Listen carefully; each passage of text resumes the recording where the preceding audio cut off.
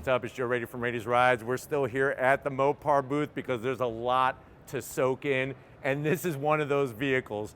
Feast your eyes on this 2025 Jeep Grand Wagoneer, but guess what? They're not calling this a Grand Wagoneer, they're calling it the Grand Vacationeer. But before we get into this full-size body on frame SUV, let's talk about what's going on here. So you would think that people would be gravitating towards smaller crossover SUVs. They are, but still these full-size SUVs are just selling like hotcakes, like they're going out of style. The Grand Wagoneer, when it came back into existence, was a big game changer for Jeep because it really brought a higher level of fit and finish and luxury that hadn't been seen in a while. And it's interesting because the Wagoneer and the Grand Wagoneer pretty much started that luxury-esque off-roading scene, so to speak. Now with this build, they decided to really just bring all the goodies that a lot of customers tend to want to have when it comes to a Jeep. So what I want to find out is this the best when it comes to a full-size custom SUV? Let's go ahead, let's dive in and find out. Right off the bat, this color, it's called Spearminted. See what they did there? That's another thing. Mopar with their color names is absolutely fantastic. So this spearmint green, pops nicely. Look at the way it just glows underneath the show lights. Of course, you're gonna get your full LED lighting, a little bit of dark gray, nice, matches nicely with that spearminted. And then working our way down, we have laser lighting, not LED lights. These are laser driving lamps. Love the way they put it in this lower pod, nicely powder coated. And then with the wheel and tire setup, you're actually gonna get a natural lift from the wheels and tires that are on this Vacationeer. And we'll talk more about that when we go around the bend. But having that additional extra fender flare just gives it such a purposeful look. And of course, that means that we have more rubber to meet the road and the off-road underneath them. Now, as we come across the 7-slotted grille, a piece of Jeep branding history. You have that 7-slotted grille with the copper inserts, forward-facing camera with a washer, and then working our way down, one of the coolest features is this winch. Now, having a winch is nothing new, but the way that it's integrated into that lower front bumper, and then of course the way that you have the copper toe recovery hooks on both sides, just like I said, all of the accents just make it all come together and pop very nicely, but fully functional. Now, as we take that elevator ride up, you have your stock hood, crazy with the right paint job. It just looks, like I said, phenomenal. You do have that gloss black on the back, and I have to zonk that because it doesn't do anything besides just, it gives it a look.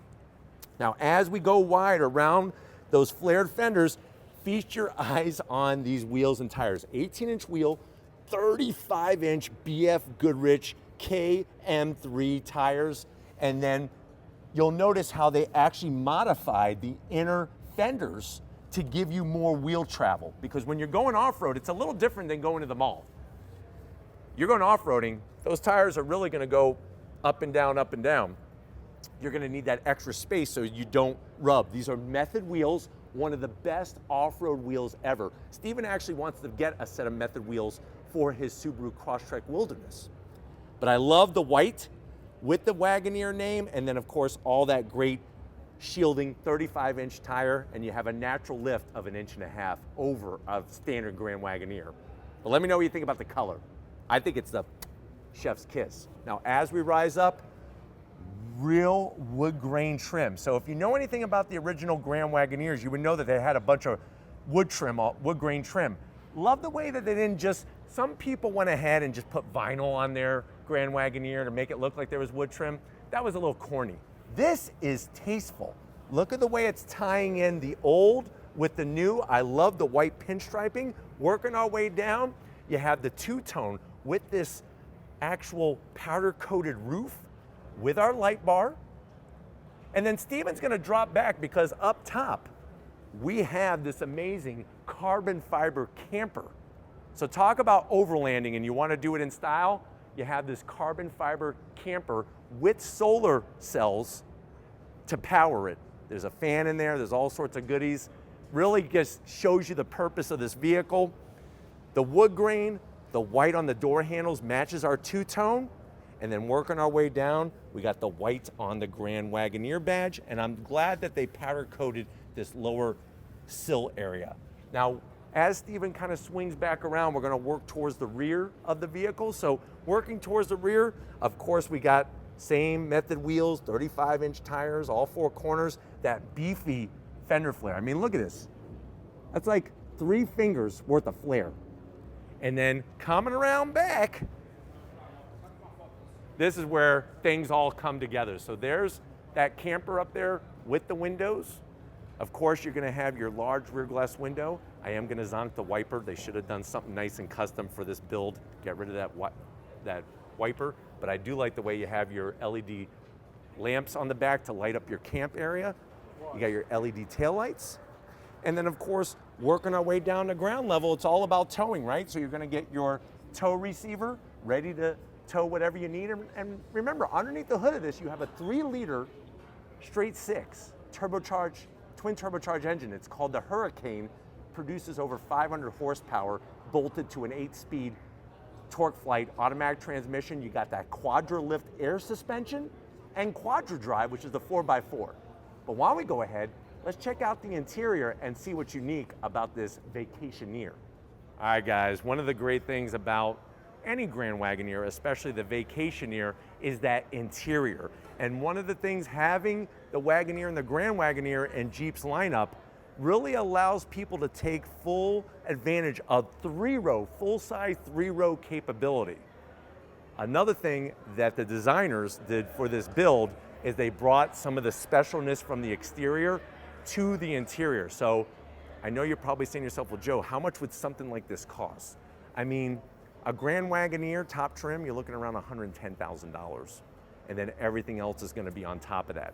But let's see what Mopar did for this Grand Wagoneer. To the door panels, love the two-tone. So we have our wood trim, real open pore wood. Love the black with our baseball glove tan. The stitching, you do have all your switch gear. They're flat black buttons, which are nice. Power seat controls, heated seats, ventilated seats, all those goodies.